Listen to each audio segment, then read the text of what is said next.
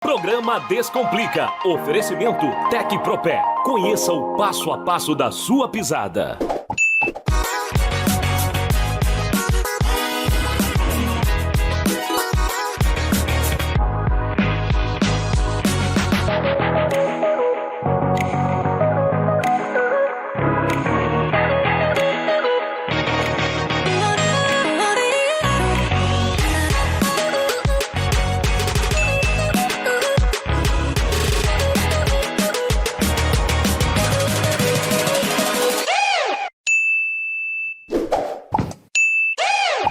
Oi, gente, tudo bem? No programa de hoje teremos um entrevistado maravilhoso, o Dr. Carlos Augusto Chamon, que é professor do IFES e perito criminal, para descomplicar aí a sua tese de recuperação de DNA de estupradores através de larvas. Teremos também Leidiane Malini para descomplicar o seu condomínio. E teremos também Tarsila para descomplicar a sua consultoria de imagem. Então vamos descomplicar.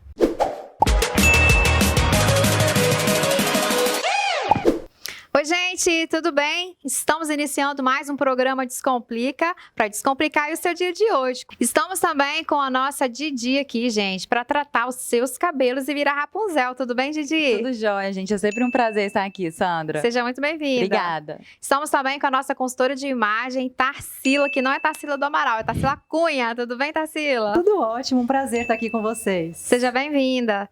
Estamos também com a nossa escritora, Raquel Medeiros. Tudo bem, Raquel? Tudo ótimo, prazer estar aqui com vocês também. A honra é nossa. Estamos também com a nossa diva do direito condominial, Leidiane Malini. Tudo bem, doutora? Tudo ótimo, gente. É sempre uma alegria estar junto com vocês e com esse entrevistado sensacional. Isso aí, gente. E para começar o programa de hoje, quero apresentar para todos vocês aqui o Dr. Chamon, gente. Ele é biólogo, professor e perito criminal. Tudo bem, Dr. Chamon? Tudo bem. É uma honra tê-lo aqui conosco, com essa tese tão incrível e maravilhosa que o doutor fez para descomplicar aí esse assunto tão importante para o doutor explicar aí para a sociedade a sua tese, que é maravilhosa. O doutor Chamon, ele é autor de uma tese que comprovou ser possível a recuperação do DNA de estupradores a partir de imaturos, larvas e pupas de moscas presentes no cadáver em decomposição avançada. Doutor Chamon, desde já quero parabenizá-lo pela sua tese, que inclusive eu encontrei o Dr. Chamon no podcast, maravilhoso. E eu quero que o doutor fale aí como surgiu a ideia dessa pesquisa. O Brasil, ele tem mais de 50 mil estupros em média, né, todo ano. Na verdade, o número é muito maior. O estupro é o crime mais subnotificado de todos. Ou seja, de cada 10 mulheres que são estupradas, apenas uma apenas, né, notifica o crime. E 9 não falam nada, tem medo, porque a família julga, né, as pessoas julgam, os amigos, existe ainda o preconceito, aquela cultura do estupro. E mesmo assim, notificados, nós temos mais de 50 mil estupros. Muitas dessas 50 mil mulheres que são estupradas, a maioria mulher, né, são mortas. Então nós temos milhares de feminicídios também. E em muitos casos, o corpo ele é encontrado já em decomposição avançada. Quando a perícia encontra uma pessoa estuprada em estado fresco, né, foi estuprada há menos de 24 horas, que é a maioria dos casos, né, a gente coleta o sêmen que encontra ali na região anal, na região vaginal, facial às vezes, e faz a comparação, né, do perfil genético com o suspeito. Mas em casos que são especiais e que não são tão comuns, em que a mulher é encontrada já em decomposição depois de 8 dias de estupro, às vezes o camarada estupra a mulher e joga numa área de mata, numa área de floresta, ou dentro de casa, ele esconde o corpo durante um tempo e ela só é encontrada já em estado de putrefação, estado avançado de putrefação. Nesse estado, a recuperação de DNA pelo método que a gente usa, né, o tradicional, a gente e o mundo todo, né, ele não é possível. Porque as bactérias que estão no corpo, elas deterioram o corpo e o sêmen também. Os fungos que estão ali, os bichos no mato comem o corpo. É que vocês, ainda bem que vocês não têm que ver isso, né? Mas é uma cena muito, muito ruim, muito feia. Mas ela tem características de mulher que foi estuprada, pela posição das roupas, da calcinha, das vestes. E a gente que trabalha com isso, eu trabalho na Crimes contra a Vida, né? Então eu trabalho só com isso, né? Homicídio, suicídio. A gente tem uma equipe que é especializada. É mais fácil quando você identifica. E nesses casos você não encontrava vestígio. Na verdade, você quase não encontra vestígio, entendeu? Eles somem. Quanto mais o tempo passa, menos vestígios nós temos, né? Os peritos. E essa foi era uma coisa que me deixava frustrado, realmente, né? Quando eu comecei na perícia em 2007, eu tirei plantão no sul do estado, em Cachoeiro. Fiquei lá 3 anos e meio. E eu gosto muito do que eu faço. Então, eu ia fazer, como eu faço até hoje, né? Com vontade de coletar vestígios, vontade de fazer alguma coisa importante. E nesses tipos de crime, não tinha, assim, era muito difícil. Então, o camarada continuava estuprando. Quanto antes você tira uma pessoa que comete um crime desse, que é um psicopata, né? Do meio social, mais mulheres você salva. Então, toda vez que um estuprador, as pessoas não sabem disso também, né? Que toda vez que você prende uma pessoa que estupra, ele já estuprou 10, 12, 15 mulheres. Então, se pudesse tirar esse camarada da rua antes, você ia poupar a vida de 10, 12, 15 mulheres. E dessas 10, 15 mulheres, uma notificou. Então, tem um monte de mulher estuprada passando por aí. Gente que não sabe disso. E como eu tinha lido um livro, na época, eu fui fazer um curso em São Paulo, li um livro sobre insetos, gostei do assunto, eu fiz mestrado em microbiologia, eu não fiz mestrado em insetos, em entomologia na época, isso foi em 2009. Eu comecei a ler e achar interessante. Entrei em contato com a autora, liguei para ela, fui até a Paraíba, né, por minha conta mesmo, comprei uma passagem aérea, fui num congresso na Paraíba, em João Pessoa, conversei com essa autora desse livro, que inclusive eu participei de um livro dela depois, né? Nós ficamos amigos, somos amigos hoje. Ela é perita lá no Rio de Janeiro, especialista em insetos, em entomologia forense. E as ideias foram aparecendo e eu fiz esse projeto entre 2009 e 2010. Ou seja, existe o ciclo da mosca. Já existe, não fui eu que fiz isso, foi Deus, né? Então as moscas pousam, colocam ovos em todo o cadáver em decomposição. Então a pessoa acabou de morrer, ela começa a decompor, não é perceptível, mas ela começa. E as moscas têm uma sensibilidade ao cheiro muito maior do que a nossa. E elas têm que fazer postura de ovos onde você tem sangue ou você tem carne, porque as larvas dessa mosca precisam de proteína para poder crescer. É um ciclo natural. Então, qualquer animal que morra, uma pessoa, né, acontece isso.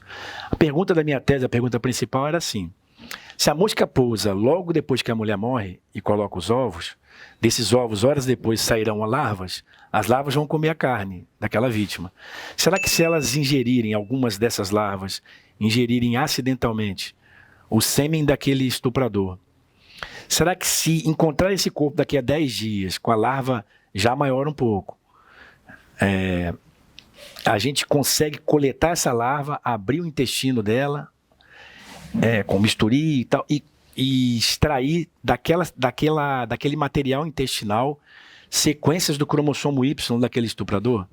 Por quê? Porque 99% dos estupradores ou mais são homens, têm o cromossomo Y. E quase a totalidade das vítimas não tem o cromossomo Y. São mulheres. Então, se eu encontro um cromossomo Y, uma sequência do Y, né?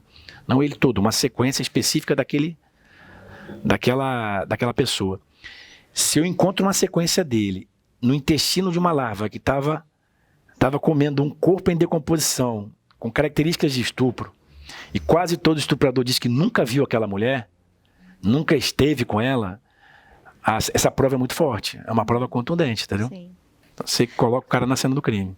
Agora, conta um pouquinho pra gente, né? Você falou então da decomposição. Então, até quanto tempo que é possível, após esse corpo em decomposição, identificar o DNA, extrair o DNA? O doutorado foram 4 anos, né? 4 anos e 3 meses, na verdade. Eu, no começo, em 2011, comecei o doutorado em 2010, né? Pelo FRJ, a gente conseguiu 8 dias, que era um projeto piloto, né? Porque poderia não dar certo.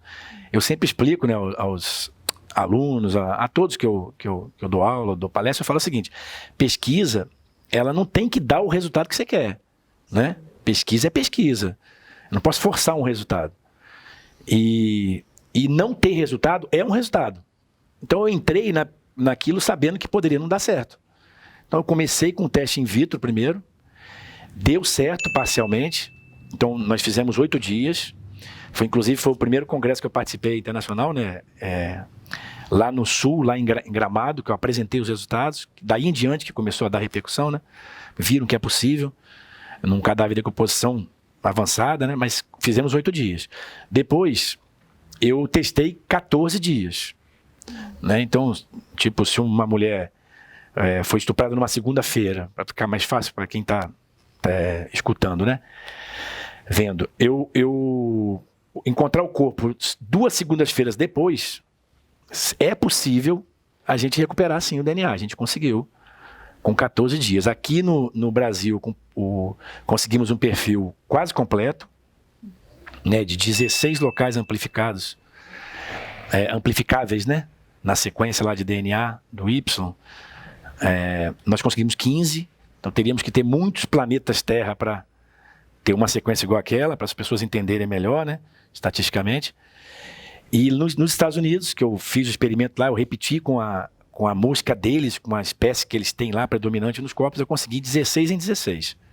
Né? Então os resultados foram eles mostraram que é possível recuperar sim.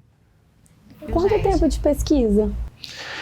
Ao todo, 4 anos, até a defesa da tese em 2014, final de 2014, foram 4 anos e 3 meses. Não existe um POP ainda, né? A gente não tem um procedimento operacional padrão no Brasil para usar. Aí se você perguntar, estamos usando? Estamos usando.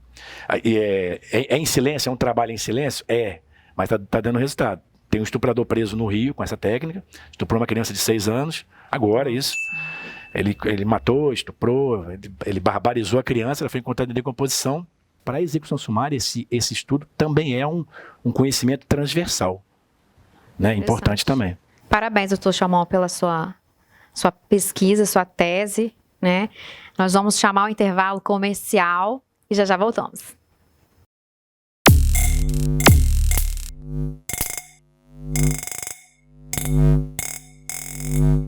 E você aí de casa já conhece o Praia Express? Tudo o que você precisa você encontra aqui. Praia da Costa, Itapuã e Itaparica. Você está por aqui? Então Praia Express é o seu lugar.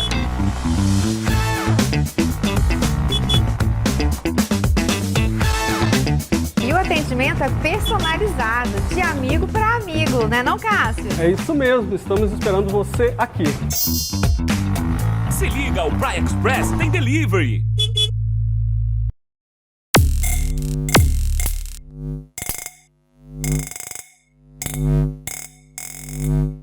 E estamos de volta com essa entrevista aqui incrível do Dr. Chamon, aí, perito criminal. A tese do Dr. Chamon, para quem está assistindo agora, é uma tese que comprovou ser possível a recuperação do DNA de estupradores a partir de imaturos, de larvas e pupas de moscas presentes no cadáver em decomposição avançada. Doutor, nós sabemos que você ganhou bastante prêmios, né, em relação à sua tese. Conta pra gente aí quais foram esses prêmios. E a gente também ficou sabendo que o senhor fez mestrado, né? Conta aí pra gente mais ou menos. E doutorado também, né? E doutorado também. Eu formei em biologia na UERJ, aí fiz mestrado em microbiologia na Federal de Viçosa, lá em Minas. Eu não era perito ainda nessa época. Entrei para perícia em 2007, eu já era mestre, há 7 anos. E aí eu fiz o doutorado na UFRJ, que eu terminei nos Estados Unidos. O doutorado são 4 anos e 3 meses. Eu fiquei 8 meses nos Estados Unidos. Lá eu usei a Florida International University, FIU, né? 4 meses. E 4 meses o Crime Lab, que é o CSI, que o pessoal chama aqui, né? Sim. Que eu fiz a parte molecular nos Estados Unidos, eu fiz na polícia, de lá deles, né? E a parte entomológica na faculdade, na universidade, na FIU, Florida International University. Com relação aos prêmios, a intenção era fazer o doutorado. Eu não sabia, sinceramente, que ia dar essa repercussão no começo, né? Eu queria entrar para fazer o doutorado, sempre quis fazer alguma coisa na área pericial que fosse muito importante para fazer valer a verba pública, o dinheiro público, porque a gente recebe bolsa também de doutorado, né? Eu sou um defensor que as pesquisas têm que ser pesquisas que deem retorno, não só para a pessoa receber bolsa, Sim. também existe isso no Brasil. E em 2011 a UFRJ deu uma menção honrosa à pesquisa, né? Fui participar de um seminário lá, a minha pesquisa ganhou menção honrosa, que é a menção máxima que eles têm lá, né?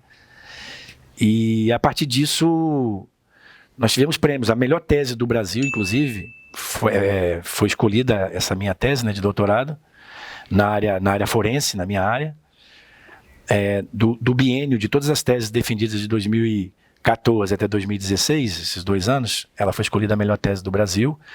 E em 2019, por conta da luta para fazer o doutorado e tal, que foi uma saga realmente, né, eu recebi o prêmio Espírito Público, que é uma premiação que não é dada pelo setor público, até deixar claro isso, né? Então eu não conhecia ninguém que me deu esse prêmio, nada. É um pessoal de São Paulo, de Brasília e tal. E eu consegui o prêmio de destaque entre os vencedores na área de segurança pública. Ou seja, nós tivemos os vencedores e teve o destaque entre eles na minha área. Aí mandaram a gente para a Alemanha para conseguir ver como é que funcionam os serviços públicos de verdade, bons, né? Funcionam como deveriam funcionar. Nós ficamos 9 dias lá, visitamos ministérios, visitamos órgãos públicos, os museus da Alemanha, tudo por conta desse prêmio. Óbvio que eu não ia poder fazer essa viagem, porque o perito criminal do Espírito Santo é o mais mal pago do Brasil. É bom ficar claro também isso. Gosto de deixar bem claro. Verdade. Nós somos o pior salário do Brasil, perdemos para todos os estados. E eu só fui por causa disso. Esse prêmio é para trajetórias que são inspiradoras, né? Que inspiram outras pessoas. É até interessante, né? Um órgão externo, ele reconheceu o trabalho do servidor público sobre uma área tão importante, né? Quantas mulheres são estupradas, né? O que falta para os políticos, para as pessoas que têm o poder mesmo, né? Investir numa área tão importante, num setor tão importante. Eu sempre me pergunto isso quando eu dou aula para os alunos. Será que essas pessoas não têm filhas? Será que eles não têm mãe, não têm irmã, não têm tia? Pelo menos isso, né? Para pensar pelo menos na família. Porque é incrível a desvalorização que a perícia ainda tem no Brasil, né? E no Espírito Santo também. Como eu havia dito, o Espírito Santo é o pior salário do Brasil, né? Essa saga que eu estou falando, eu tive que vender. As pessoas me perguntam isso, né? Parece que é mito. Tive que vender coisas. Era outro governador, óbvio, né? Era outro chefe de polícia, era outro secretário de segurança, mas eu gosto de falar porque a história ela tem que ser contada para que não se repita mais. E eu vendi meu carro, vendi moto, tirei dinheiro do bolso para comprar passagem aérea, Vitória Rio, Estados Unidos, para ir, porque eu sabia que era importante, muito importante. Eu acho que esse ponto é bom que eu conte também. Sim.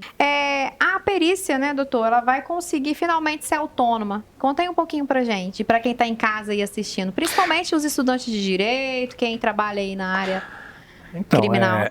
No mundo todo, a perícia, ela é autônoma, ela é defendida pelos órgãos que ela tem que ser autônoma. Por quê? Porque é o único órgão que materializa a prova para o Estado. Qual a razão de existir a perícia criminal, médico-legal? É materializar provas. Então ele tem que ser um órgão autônomo. Senão nem tem crime, né, doutor? Porque você tem dois tipos de provas principais, né, nessa área criminal.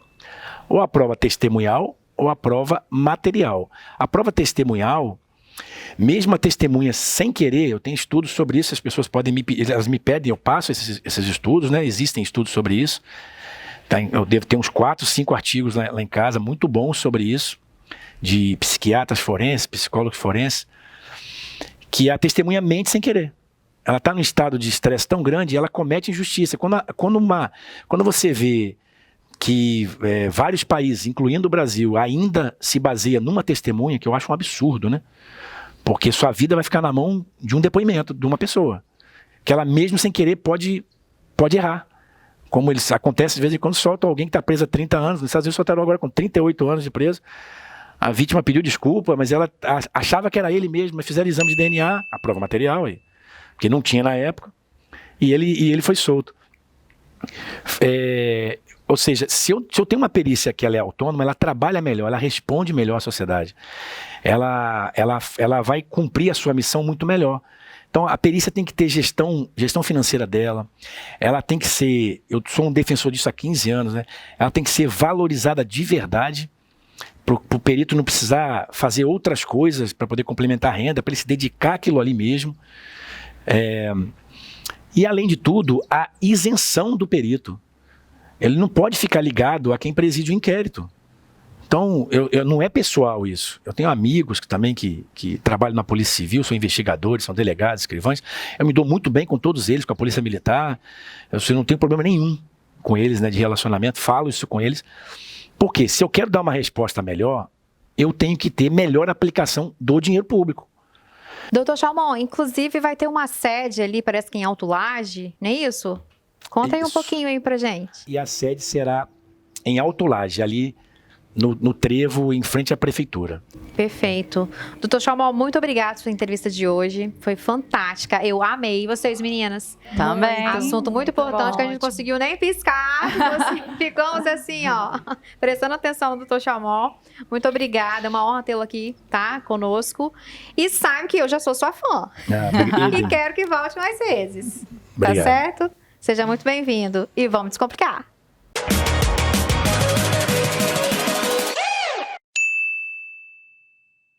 Começamos com o governador do Espírito Santo. Tablet. Celular. Em Vitória, no Espírito Santo. E na TV. Descomplica. Você vê jornalismo. No Espírito Santo. Entretenimento. E Rede TV. Acesse nosso site e nossas redes sociais. Porque a Rede TV é muito mais que TV.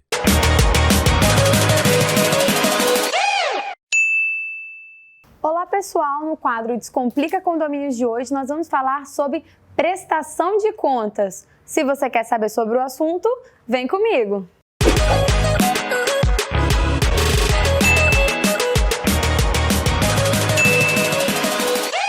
Quando falamos de gestão financeira, um item importantíssimo é a transparência. Quando a gente fala de gestão de condomínio, esse item fica ainda em maior evidência. Além desse dever de transparência que é inerente à atividade do gestor, no condomínio, nós temos isso ainda como uma obrigação legal, que está inserida lá no artigo 1350 do Código Civil e também no artigo 1348, que destaca entre uma das atribuições do síndico o dever de prestação de contas. Hoje eu vou dar algumas dicas para que você faça essa prestação de contas que deve acontecer anualmente ou sempre que solicitada de acordo com o artigo de lei, de forma mais simples e mais tranquila. Vamos às dicas? A dica número 1 é: prepare-se com antecedência. Numa apresentação de prestação de contas, sempre surgem diversas dúvidas dos condôminos. Então, se você prepara antes, consegue anotar os principais itens que podem gerar dúvidas e já estar preparado para os questionamentos dos condôminos. A dica 2 é: prepare relatórios financeiros bem claros de onde foi investido aquele valor arrecadado da taxa de condomínio e disponibilize com antecedência para os condôminos.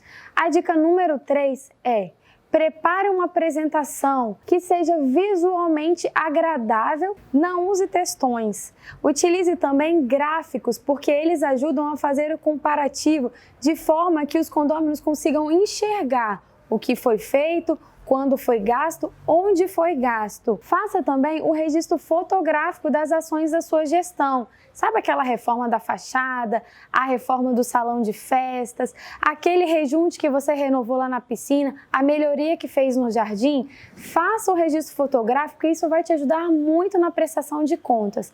Uma quarta e última dica muito importante é: utilize a assessoria da sua administradora. O administrador de condomínios, ele tem toda a expertise para poder te dar um bom suporte para que você prepare essa apresentação de forma objetiva e dinâmica, de forma que facilite a aprovação.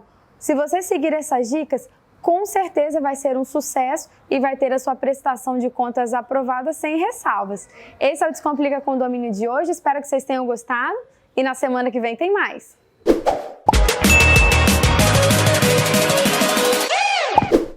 Eu sou a Tarsila Cunha e você está assistindo o quadro Descomplica Sua Beleza. E hoje a gente vai falar de um assunto super importante na composição da nossa imagem. E ninguém melhor para falar sobre isso do que a doutora Sumaia Ottoni. Ela é dentista, especialista em harmonização orofacial. E ela vai contar pra gente um pouquinho como é esse trabalho dela. Hoje a gente está aqui para falar para vocês um pouquinho sobre a harmonização orofacial. O que é a harmonização orofacial? É um conjunto de procedimentos estéticos e funcional da face. O botox, o preenchimento, os peelings, as cirurgias, as bichectomias, as rinomodelações. Todos esses procedimentos fazem parte da harmonização orofacial. E nós fazemos não só para melhorar a autoestima, mas também com a parte funcional do rosto. Com as medidas, com a análise facial, para poder ter um melhor resultado. O nosso rosto, ele é responsável pela nossa identidade. As pessoas, quando elas pensam na gente, se elas fecharem o olho, ouvirem nosso nome, elas vão pensar no nosso rosto. Então é super importante a gente cuidar, ter atenção aos cuidados com a nossa face. E hoje a doutora Sumaia vai mostrar pra gente 2 procedimentos. Quais são eles, doutora? Então, hoje a gente vai fazer um procedimento na face da paciente. Nós vamos fazer um protocolo de pele com um peeling de laser, para o rejuvenescimento facial dela, e vamos fazer um ultrassom microfocado na papada e no pescoço, para melhorar o contorno mandibular dela. Vamos mostrar tudo para vocês. Então vamos lá ver como é que funciona. Então, hoje a gente vai fazer um procedimento aqui na Dona Glória. Nós vamos fazer o ultrassom microfocado nela, para melhorar o contorno e a papada.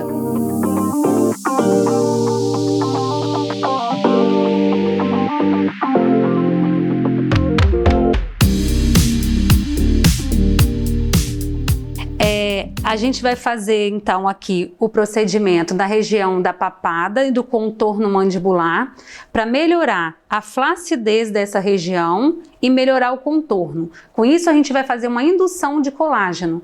Vai ter um pós-imediato, um efeito Cinderela, porém com 90 dias que nós vamos ver o resultado da melhora da flacidez e da indução do colágeno.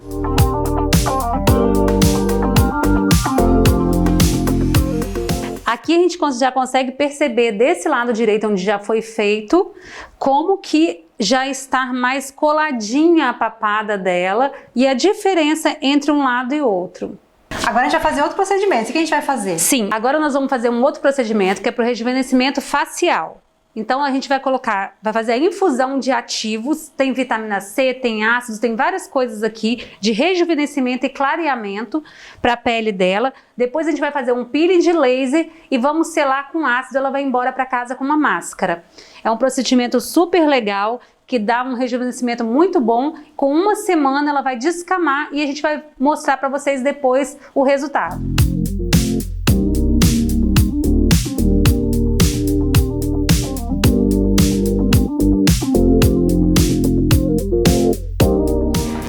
As dicas de hoje. Aqui está o Instagram da doutora Sumaia. Aproveita, chegando o Natal, chegando o Ano Novo, a gente começar o próximo ano com a pele maravilhosa. Então entre em contato aqui com a doutora Sumaia. E esse foi o quadro de hoje. Até o próximo programa.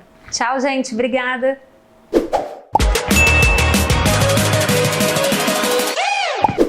E aí, gostaram do programa de hoje? Então não perca o programa todo sábado às 10h30 aqui na Rede TV e toda terça às 5 horas da tarde. E se você aí de casa perdeu algum programa, não tem problema. Poderá assisti-lo aí no ES Post, no aplicativo ES Flix ou no nosso canal no YouTube. Então vocês já sabem, né, gente? Não complica. Descomplica! Ele atua, né? Não, peraí.